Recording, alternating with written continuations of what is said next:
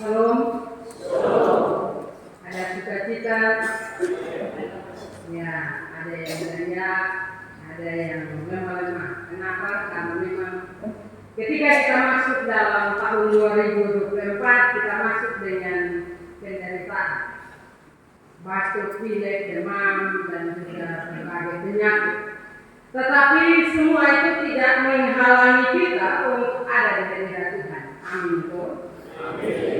Bapak Mama, tema yang akan kita renungkan pada pagi hari ini yaitu menampakkan Kristus dalam hidup dan pelayanan.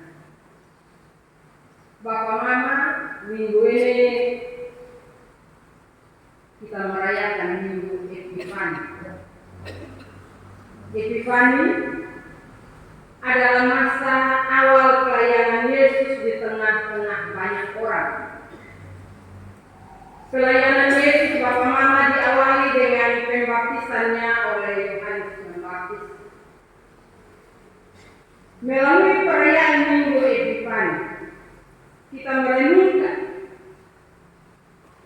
bahwa Allah dalam Yesus Kristus berkenan menampakkan kemuliaannya kepada manusia.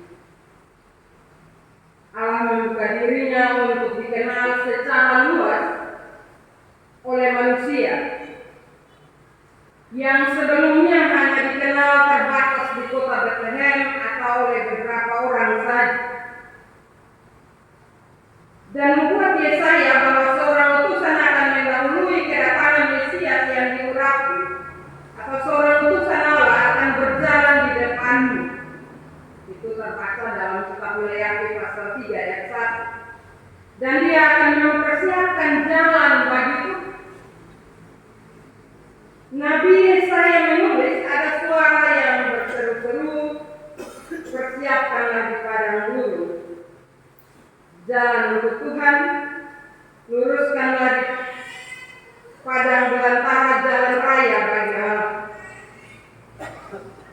Dan nubuatan itu Yohanes Pembaptis menggenapi nubuatan Yesaya ini, Bapak Mama, di mana dia berseru di padang belantara untuk mempersiapkan jalan bagi kedatangan Yesus Kristus. Siapa itu Yohanes Pembaptis? Tidak asing lagi bagi kita, Bapak Mama, bahwa Yohanes Pembaptis adalah anak dari Zakaria, Nabi Zakaria dan juga Elisabet.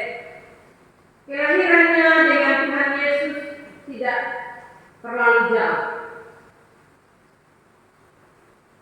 Dan karakter kita belajar dari kebenaran firman Tuhan, karakter hidup dari utusan Allah ini, yaitu Yohanes Pembaptis.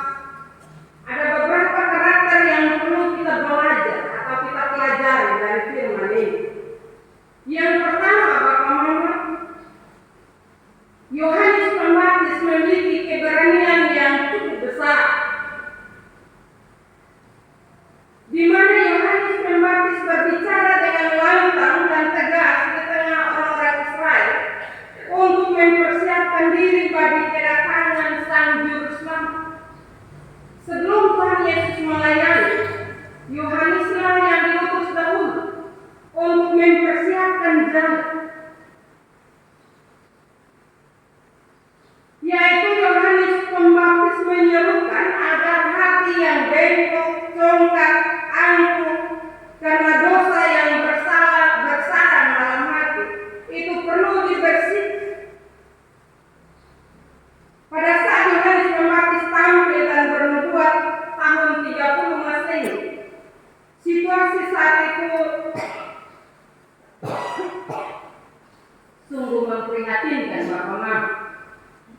Kenapa, Bapak Mama? Karena kejahatan dan dosa sosial maupun seksual merajalela pada waktu itu. Dan Yohanes tampil pada situasi yang tidak enak. Yohanes tampil pada situasi yang memprihatinkan. Zaman itu adalah zaman di mana banyak orang tutup mulut terhadap kebenaran. Walaupun orang tahu tentang kesalahan-kesalahan orang lain, tetapi mereka takut buka mulut untuk menegur, mengingatkan dan menyadari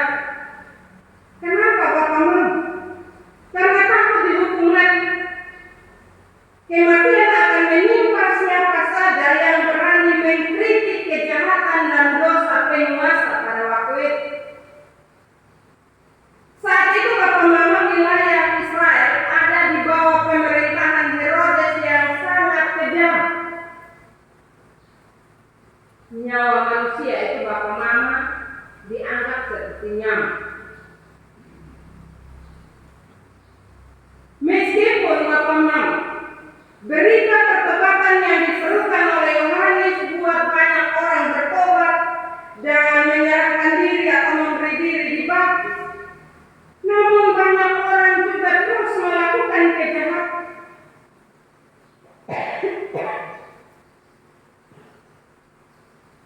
Dari hari ke hari Yohanes terus menyuarakan suara kebenaran agar orang harus bertobat dan memberi diri dibaptis bapak mama. Tetapi kejahatan terus merajalela. Kejahatan semakin marak pada waktu itu. Dan salah satu kejahatan keji yang ditegur oleh Yohanes, yaitu perkawinan Herodes Philip dengan Herodias. Herodes Philip adalah paman Herodias. Perkawinan ini dilarang karena keduanya memiliki hubungan darah atau saudara. Kenapa yang terjadi bapak mama? Teguran Yohanes terhadap berbagai kejahatan sosial dan seksual yang dilakukan oleh para imam dan raja itu membawa dampak yang tidak mudah bagi Yohanes. Kenapa bapak mama? Karena membuat kedudukan dan pamor mereka jatuh. Itu sebabnya Yohanes ditangkap dan menderita di dalam penjara, bahkan hidupnya berakhir dengan dipancung kepalanya. Ini suatu peristiwa yang menyedihkan bapak mama pada waktu itu. Ketika Yohanes berani berbicara tentang kebenaran, nyawanya menjadi taruhan pada waktu itu. Tetapi apakah nyawa menjadi taruhan dan Yohanes bergeser? Tidak, bapak mama. Yohanes terus lantang menyuarakan suara kebenaran. Yohanes siap menanggung resiko. Ia sadar benar bahwa nyawanya jadi taruhan. Dan waktu hidupnya dia tahu bahwa sudah lama lagi. Tetapi itu semua tidak menjadi rintangan baginya untuk berdiam diri terhadap kejahatan dan dosa. Pertanyaan bagi kita semua, apakah keberanian Yohanes itu masih ada dalam pribadi kita sebagai pengikut Kristus sampai hari ini? Atau kita juga banyak yang tutup mulut, cari nyaman sendiri? Mari kita mengoreksi kembali kehidupan kita. Siapa yang mau tanggung resiko ketika berbicara tentang kebenaran? Hal yang kedua yang kita perlu belajar dari Yohanes, yaitu kesederhanaan. Yohanes belajar hidup dalam kesederhanaan. Dan dalam pembacaan Alkitab tadi kita baca di ayat yang ke-6. Ia bukan tipe orang yang hidup dalam kemewahan, tapi tipe utusan Tuhan yang memperlihatkan teladan dan pola hidup sederhana. Gaya hidupnya memperlihatkan penyangkalan diri, di mana ia mematikan keinginan-keinginan daging dan penolakan terhadap kemewahan dunia. Itu untuk apa, bapak mama? Hanya demi menyambut kedatangan Yesus, hanya demi mempersiapkan diri, walaupun hidupnya sederhana, tetapi dia punya semangat yang besar untuk mempersiapkan jalan bagi kedatangan Yesus. Hal ketiga yang perlu kita belajar yaitu dia punya kerendahan hati. Yohanes melayani bukan cari nama atau kehormatan diri. Ia sadar benar bahwa ia hanya seorang utusan atau hamba yang menyiapkan jalan bagi Tuhan. Seluruh pelayanannya hanya untuk kebesaran nama Tuhan. Sehingga dalam pembacaan Alkitab dia katakan bahwa membuka tali kasutnya pun dia tidak mau.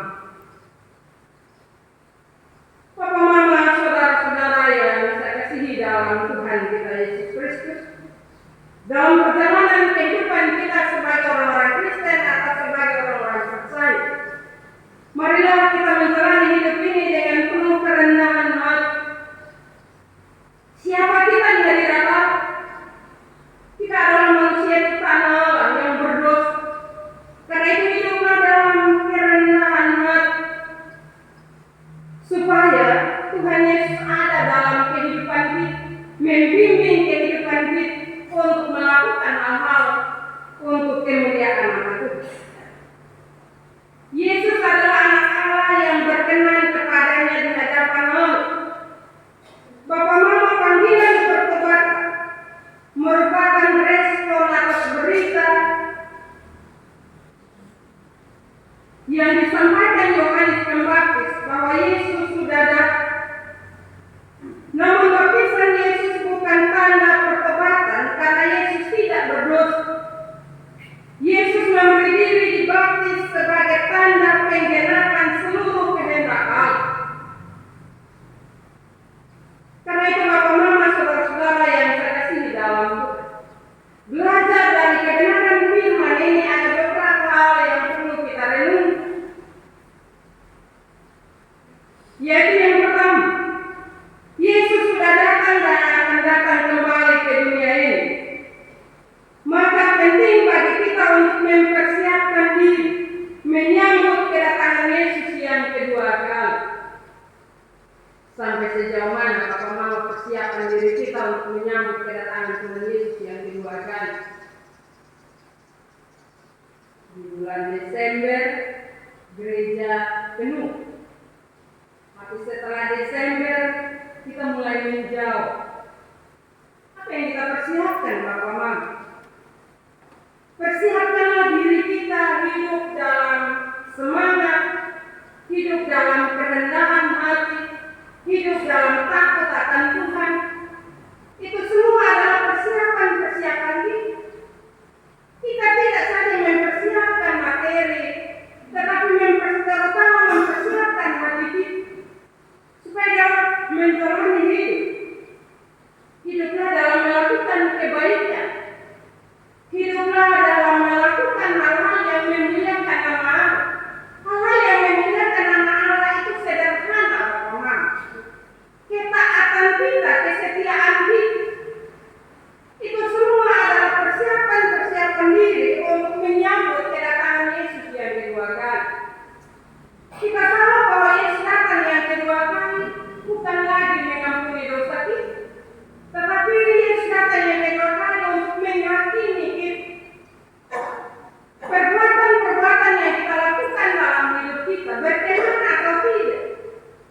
Kalau kita bicara demikian, ada orang yang bilang begini, berkenan atau tidak bukan urusan yang pendeta atau majelis, itu urusan saya dengan Tuhan. Benar, urusan kita masing-masing dengan Tuhan. Tetapi sebelum berurusan dengan Tuhan, marilah perbaiki hidup kita. Belajar dari kebenaran firman Tuhan tadi Bapak Mama. Yohanes tampil di tengah-tengah situasi yang tidak menyenangkan. Saya percaya bahwa situasi kita sudah beda. Namun, apakah dosa-dosa yang dilakukan bangsa Israel itu jangan sampai masih turun terus sampai kita saat ini? Kalau itu masih ada, tinggalkan itu. Yohanes bilang bertobatlah karena kerajaan surga sudah dekat. Jangan tutup mulut, tutup mata, tutup hati terhadap persoalan-persoalan itu. Dan kita bilang beta suka kemuliaan saya. Jangan Bapak. Firman Tuhan selalu menasihati kita dari hari ke hari, menjauhkan diri dari hal-hal yang jahat dan lakukan hal-hal yang baik, supaya nama Tuhan dipermuliakan dalam hidup kita. Hal yang kedua, belajar bersyukur dan cukupkanlah diri dengan berkat Tuhan yang ada pada kita. Sebagaimana Yohanes, dia belajar dalam kesederhanaan, bukan berarti saya bilang Bapak jangan mencari, tidak. Silakan kita mencari untuk menafkahi kehidupan kita, tapi mari belajar bersyukur dengan berkat yang kita miliki saat ini. Bukankah dunia sekarang ini banyak orang stres karena punya keinginan yang besar dan akhirnya keinginannya tidak tercapai?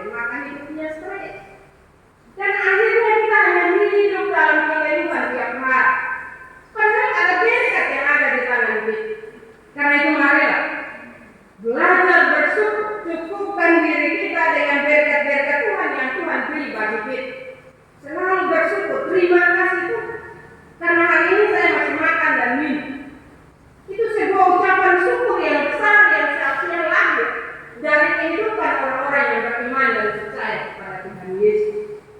Dan hal yang ketiga, jadi saksi Kristus yang baik, yang setia melayani pekerjaan Tuhan dalam kerendahan hati. Siapapun juga kita, baik pendeta, majelis jemaat atau jemaat, marilah kita belajar menjadi saksi Kristus yang baik. Beritakanlah Injil dalam setiap perilaku kehidupan kita. Cara kita memberitakan Injil tentunya beda, Bapak Mama. Bapak Mama sebagai jemaat mungkin tidak sama dengan kami sebagai pendeta dan majelis jemaat. Tetapi cara memberitakan Injil yang baik adalah ketika kita berbicara dengan suami, dengan istri, dengan anak-anak, dengan hormat, taat dan takut kepada Tuhan. Itu sebuah pemberitaan yang sebenarnya sederhana. Marilah Bapak Mama, kita masing-masing berupaya untuk melakukan semuanya itu dengan setia. Karena kita ada di dunia ini untuk memuliakan nama Tuhan. Karena itu beritakanlah firman Tuhan dengan cara kita hanya untuk supaya nama Tuhan dipermuliakan dalam seluruh aktivitas hidup kita. Walaupun kita tidak bisa sangkali bahwa di sekitar kita ada begitu banyak kejahatan. Mungkin kita tidak bisa tegur secara langsung, tetapi doakanlah situasi itu. Doakanlah situasi yang ada di sekitar kita yang tidak nyaman itu, berdoa. Jangan bertunggu jatuh dalam pencobaan. Saya bilang jatuh dalam pencobaan ini Bapak Mama, karena ketika kita lihat situasi yang tidak enak di sekitar kita, yang bisa hanya ngomong terus, ngomel. Akhirnya seharusnya kita bawa terang, tetapi kita juga ada dalam gelap.